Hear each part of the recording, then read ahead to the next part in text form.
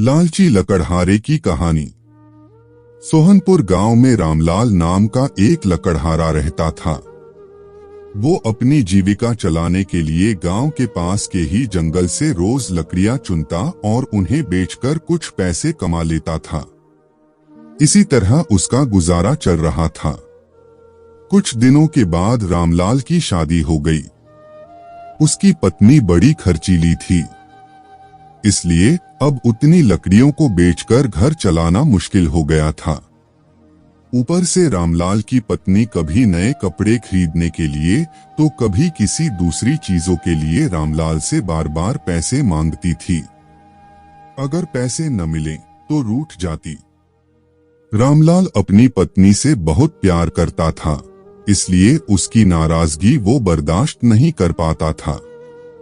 रामलाल ने ठान लिया कि वो अब ज्यादा लकड़ियां इकट्ठा करके बेचेगा, ताकि उसकी पत्नी को रोज रोज पैसों की कमी न हो। पत्नी की इच्छा पूरी करने के लिए आज रामलाल घने जंगल तक चला गया और बहुत सारी लकड़ियां चुनकर बाजार में बेच दी। ज्यादा लकड़ियों के ज्यादा पैसे मिले तो खुश होकर रामलाल ने सारे पैसे अपनी पत्नी को दे दिए। अब रोज रामलाल ऐसा ही करने लगा। देखते ही देखते उसके मन में लालच इतना बढ़ गया कि उसने धीरे धीरे पेड़ काटना भी शुरू कर दिया। पेड़ काटने से और ज्यादा लकड़ियां हो जाती थीं और उसे अधिक दाम मिलने लगे। लकड़हारा हर हफ्ते एक पेड़ काटता और लकड़ियां बेचकर मिलने वाले पैसों से अपनी पत्नी के शौक पूरे करता। अब पैसे ज्यादा आ रहे थे तो घर भी अच्छे से चल रहा था। धीरे धीरे रामलाल ने पैसों को जुए में लगाना शुरू कर दिया। जुआ खेलने की लत ऐसी लगी कि रामलाल एक मोटी रकम इसमें हार गया। अब इस रकम को चुकाने के लिए रामलाल ने एक दो मोटे मोटे पेड़ काटने का फैसला लिया।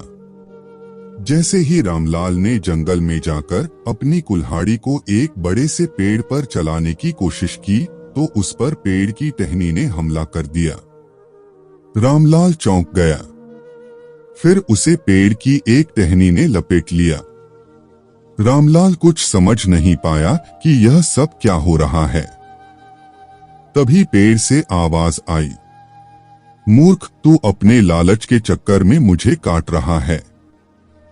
तू सारे पैसे जुए में लुटा देता है और फिर पैसे लौटाने के लिए पेड़ काटने आ जाता है। तुझे पता है कि पेड़ कितने कीमती होते हैं।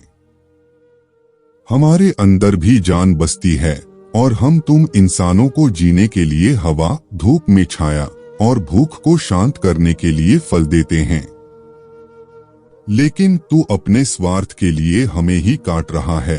पेड़ ने कहा, आज तू रुक, यही कुल्हाड़ी मैं अब तेरे ऊपर चलाऊंगी।